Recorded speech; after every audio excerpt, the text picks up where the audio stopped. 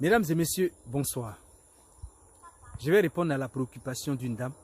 Elle dit avoir remis de l'argent à un ébéniste pour lui confectionner des fauteuils. Malheureusement, au jour indiqué, elle n'a pas pu recevoir ces fauteuils. Elle voulait savoir si elle peut saisir le juge correctionnel au fin de poursuivre l'ébéniste pour abus de confiance.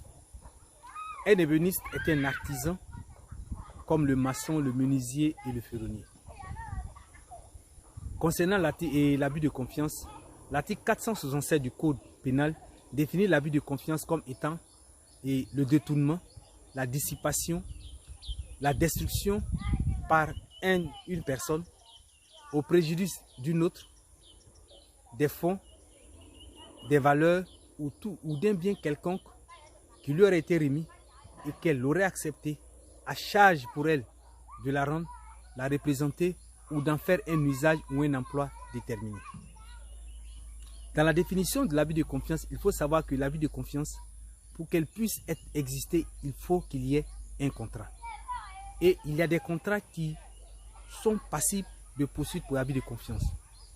C'est le contrat de travail salarié ou non, le mandat, le nantissement, le contrat de dépôt, le contrat de louage et le prêt à usage. Dans les faits qui nous sont portés, on peut ressortir trois hypothèses. La première hypothèse serait que l'argent que la cliente a remis à l'artisan soit la main-d'œuvre de l'artisan. La cliente lui a remis de l'argent, lui a donné sa main-d'œuvre, payé sa main-d'œuvre.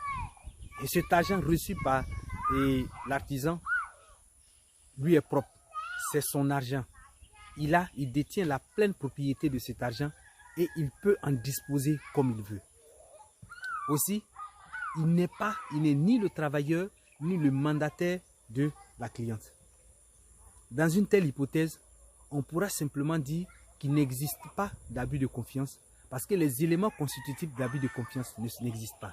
Il n'y a pas de pleine propriété.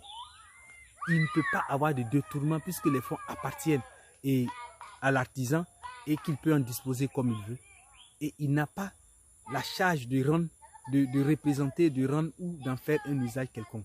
La seule chose qu'il a, c'est de confectionner les fauteuils et de disposer des fonds comme il le veut. Donc, une telle hypothèse, on pourra simplement déduire qu'il n'y a pas d'abus de confiance. La deuxième hypothèse serait que l'argent remis à l'artisan constitue un fonds pour l'achat du matériel. Donc, l'argent que reçoit l'artisan, ce n'est pas sa main-d'œuvre, mais c'est l'argent que la cliente lui donne pour acheter le matériel pour la confection de ses fauteuils. Dans cette hypothèse, il ressort au regard de l'article 467 du Code pénal, il ressort qu'il y a une détention précaire. C'est-à-dire que l'argent que reçoit l'artisan, il reçoit cet argent-là à charge pour lui d'effectuer des achats pour la confection des fauteuils de la cliente. Et on peut également dire qu'il agit en ce moment-là comme mandataire au nom et pour le compte de la cliente en achetant le matériel en vue de la confection et des fauteuils de cette cliente. Donc au regard de l'article, l'article 467 du Code pénal, on peut déduire qu'il y a des éléments constitutifs d'abus de confiance, tels que la détention précaire, tels que la somme reçue à charge d'effectuer des achats pour la confection des fauteuils. Alors, dans une telle hypothèse, si l'artisan venait à détourner l'argent pour faire autre chose et qu'il n'arrivait pas à prouver que le fait que l'argent, il ne puisse pas rendre ou justifier de l'emploi de cet argent n'est pas de sa faute, alors il pourra être poursuivi pour abus de confiance pour la simple raison que les éléments constitutifs d'abus de confiance existent.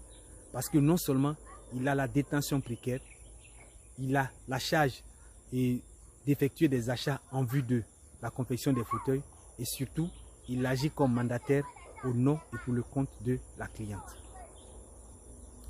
La troisième hypothèse serait que la cliente paye à la fois main-d'œuvre de l'artisan, également lui remettre de l'argent pour acheter le matériel pour la confection de ces fauteuils. En ce qui concerne la remise de la main-d'œuvre, c'est comme dans la première hypothèse, on pourrait déduire qu'il n'y a pas d'abus de confiance parce que l'argent reçu est de l'argent qui appartient à l'artisan.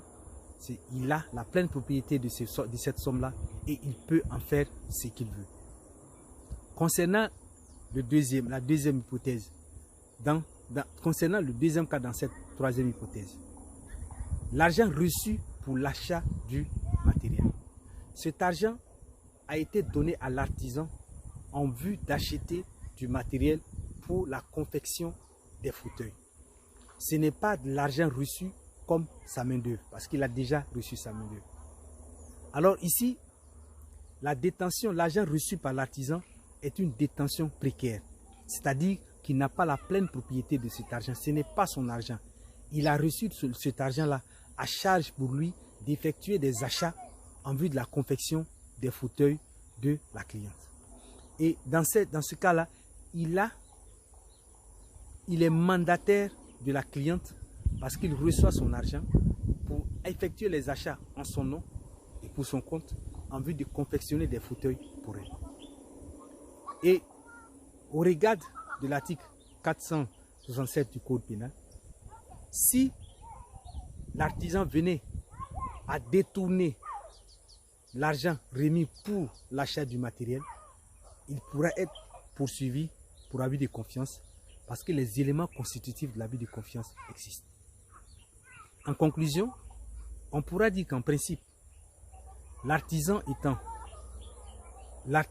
ne peut être poursuivi pour abus de confiance si, dans la mesure où il reçoit généralement l'argent comme sa main-d'œuvre. Et dans ce cas-là, il ne peut pas être poursuivi pour abus de confiance. Mais exceptionnellement, il pourrait être poursuivi pour abus de confiance si il reçoit de l'argent en vue de l'achat du matériel pour la confection des choses qui lui ont été demandées. Et dans ce cas-là, s'il venait à ne pas à détourner l'argent, alors il est passible de poursuite pour abus de confiance. Il faut savoir qu'il peut y avoir aussi d'autres cas tels que le cas où la cliente venait remettre des fauteuils à l'artisan, à l'ébéniste pour des réparations.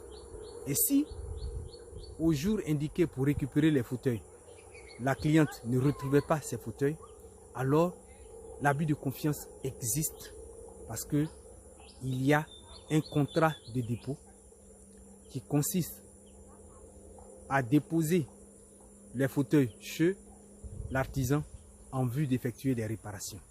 Et si l'artisan, dans ce cas, venait à ne pas pouvoir rendre ces fauteuils-là, alors il est passible de poursuite pénale. Merci de m'avoir écouté. J'espère que j'ai pu éclairer la dame et que, en fonction de l'hypothèse que j'ai donnée, où elle peut se trouver, elle pourra décider si oui ou non elle peut saisir le juge correctionnel pour poursuivre l'ébéniste pour abus de confiance. Merci de m'avoir écouté. Il est bon d'apprendre le droit pour défendre ses droits.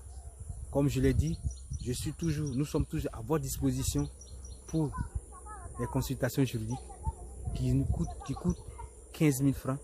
Vous pouvez nous appeler à tout moment ou en appel direct 07 79 68 20 63, par WhatsApp 01 71 53 22. Vous verrez ces numéros mentionnés sur la vidéo. Excellente soirée, que Dieu vous bénisse et à la prochaine.